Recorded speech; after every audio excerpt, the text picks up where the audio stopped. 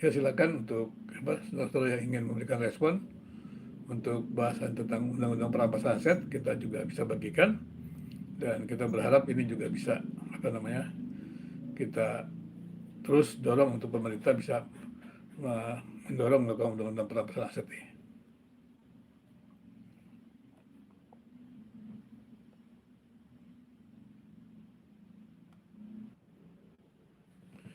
Jadi uh,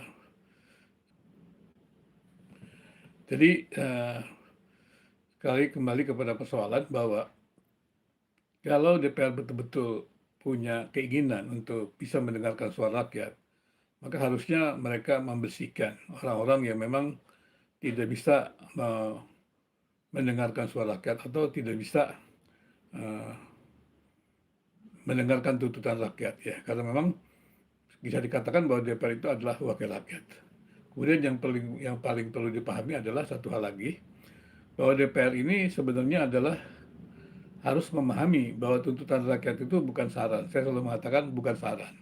Tuntutan rakyat itu adalah sebuah uh, hasil evaluasi. Dan ini juga bukan hasil evaluasi segelintir orang yang dikatakan bahwa oleh seorang anggota DPR ya, bahwa orang-orang tidak berpendidikan. Saya juga nggak mengerti sebetapa hebatnya sih anggota DPR itu sampai berani menyerang rakyat yang tak berpendidikan.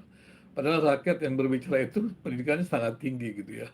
Bahkan kalau saya lihat juga ketika ada seorang wanita ya perempuan mengajak berdebat pada anggota DPR-nya ya tidak berani apa-apa, padahal itu baru seorang muda.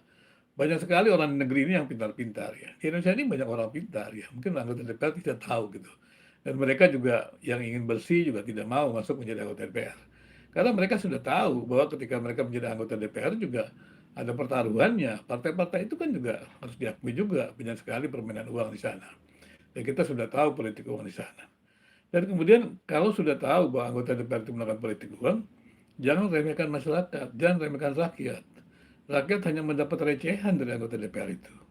Dan kemudian juga rakyat masih bersabar walaupun mendapat recehan dengan harapan ada perubahan daripada anggota DPR itu. Tetapi yang kita lihat, ternyata anggota DPR itu tidak membuat perubahan apa-apa begitu ya. Dan mereka terus saja berjaya dengan cara-cara mereka sendiri. Dan ini kan menurut saya adalah sesuatu yang harusnya dipikirkan. Jadi bagaimana demonstrasi-demonstrasi itu tidak bisa dikatakan mau berhenti karena ya usaha-usaha itu belum kelihatan hasilnya. Jadi pernyataan para pimpinan parpol itu belum terlihat niat baiknya dan kita juga sudah tahu lah bagaimana situasi ataupun situasi kondisi pada partai-partai politik itu dan kita kan juga tidak melihat bahwa mereka punya kader-kader yang bagus dan mereka adalah kita bisa melihat banyak kan juga orang masuk parpol itu hanya mencari gerbong dan kemudian pindah partai. Nah, memang ada satu pemikiran bahwa para pemimpin parpol itu takut ketika mereka memberhentikan anggota partai yang begitu kompeten itu akan pindah ke partai lain dan ini akan menggerus suara mereka. Dan ini juga kan kita lihat bahwa bagi mereka rakyat tidak penting, bagi mereka adalah parpol itu yang penting. Padahal parpol itu atau partai politik itu adalah untuk rakyat. Harusnya para pemimpin partai itu punya komitmen. Kalau memang mereka ingin benar-benar menjadi wakil rakyat, harusnya mereka juga berani dengan tegas untuk itu. Jadi kembali ke persoalan bahwa masyarakat memang menuntut sekali lagi undang-undang perampasan hak. Korupsi sudah sangat merajalela dan tidak mungkin ya korupsi dibiarkan terus merajalela dan ini akan membuat masyarakat atau rakyat makin menderita. Pemerintah makin lemah dan korupsi yang begitu banyak itu triliunan itu sepertinya sudah bukan sesuatu yang mengerikan gitu. Dianggap sesuatu yang biasa oleh oleh pejabat-pejabat publik, oleh para koruptor. Jadi bagi mereka korupsi itu bukan dosa besar yang menghisap darah rakyat, yang menghancurkan pemerintahan. Berarti begitu banyak orang yang menderita. Bagi mereka itu bukan persoalan besar. Sehingga mereka bisa tenang-tenang saja. Padahal korupsi itu sudah dikatakan dia adalah sebuah kejahatan yang luar biasa. Karena itu harus mendapatkan hukuman yang luar biasa.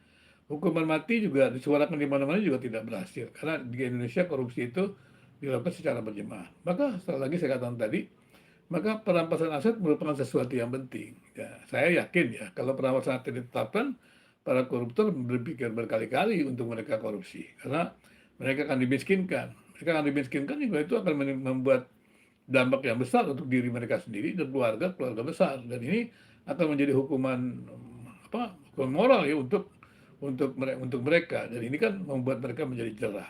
Dan saya pikir juga setiap anggota masyarakat juga saling menjaga gitu. Artinya keluarga mereka, anggota masyarakat mereka saling menjaga supaya keluarga mereka tidak terjebak korupsi. Cobalah lihat di mana-mana sekarang. Kita juga lihat korupsi itu sangat sangat luar biasa terjadi ya. Jadi sekali lagi kita berharap para anggota DPR itu menyadari bahwa mereka harus segera melakukan tindakan-tindakan yang strategis yang menyatakan bahwa mereka ingin menyuarakan hati rakyat dan mereka benar-benar ingin berubah, mereformasi diri dan kemudian juga bertekad, berkomitmen ya untuk apa namanya mensejahterakan rakyat. Dan para apa namanya anggota DPR yang dinonaktifkan oleh partai politik sebenarnya ya harusnya sih mereka ya berjiwa besar lah, mundur saja gitu. Kalau memang sudah mendapat teguran rakyat dan tidak punya kompetensi untuk menjadi wakil rakyat, kenapa memberanikan diri menjadi wakil rakyat?